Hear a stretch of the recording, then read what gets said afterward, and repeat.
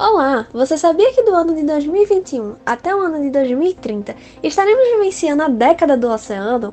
Isso mesmo, toda uma década voltada para a preservação dos oceanos e dos ecossistemas marinhos.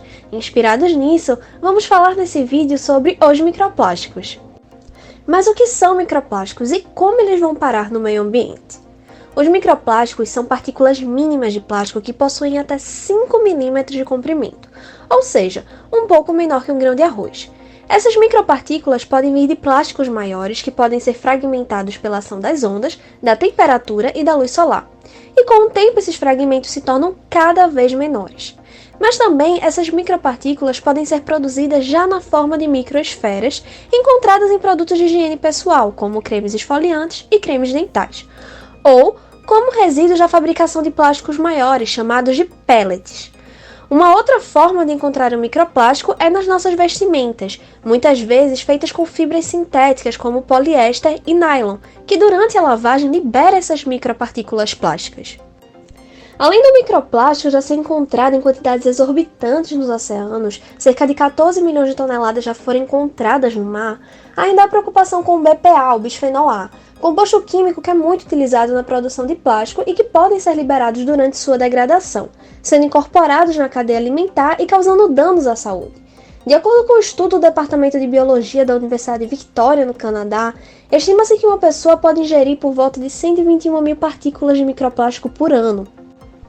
80% da vida do planeta vive nos oceanos e depende diretamente do plâncton, que é a base da cadeia alimentar marinha. Esse conjunto de organismos microscópicos é dividido em fitoplâncton e zooplâncton.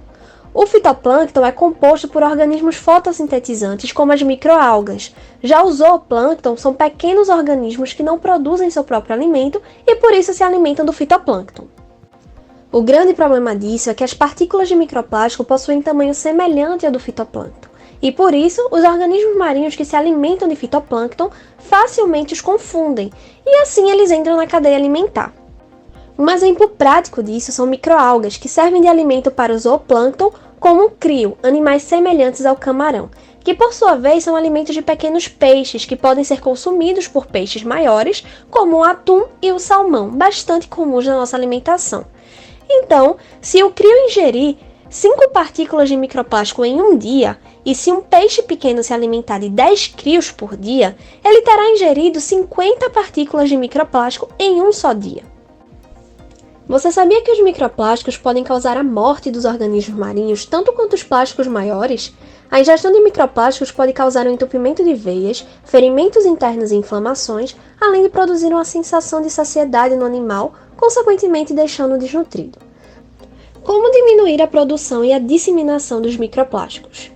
O plástico se tornou um material muito popular pela sua praticidade, e hoje ele é encontrado em quase tudo. Porém, esse material demora muito tempo para se decompor, permanecendo na natureza em forma de microplásticos. Além disso, há o agravante de, na maioria das vezes, utilizarmos ele de forma momentânea. Você sabia que 35% do plástico produzido no mundo é descartado em até 20 minutos?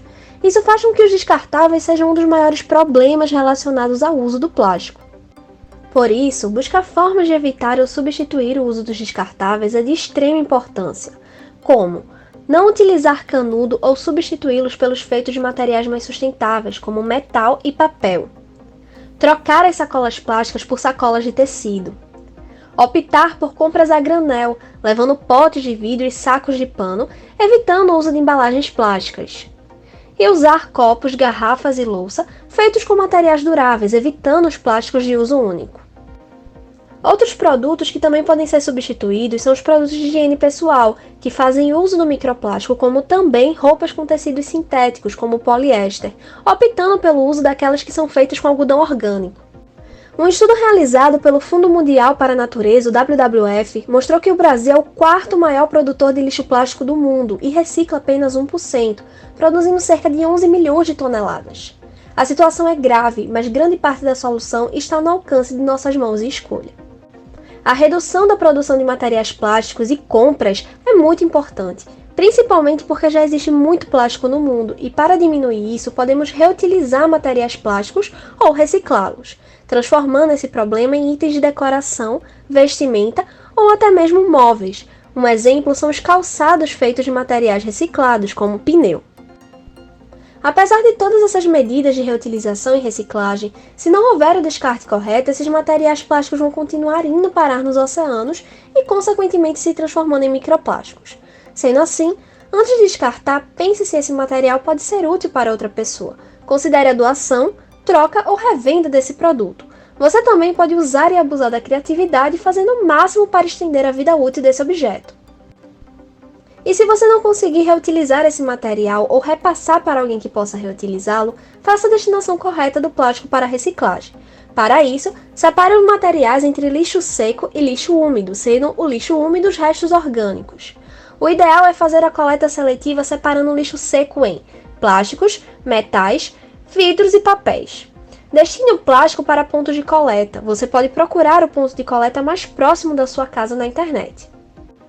Além de algumas mudanças de hábito ao nosso alcance individual, também temos que cobrar ao poder público, pois de acordo com a Constituição Federal, no artigo 23, inciso 4, é competência comum da União, dos Estados, do Distrito Federal e dos municípios proteger o meio ambiente e combater a poluição em qualquer de suas formas. E aí, você já tinha ouvido falar sobre microplásticos? Agora que você já sabe sobre os impactos que eles causam no oceano, que tal tentar utilizar um dos exemplos citados para contribuir na diminuição? O meio ambiente é a nossa casa e todos precisamos dele para sobrevivermos.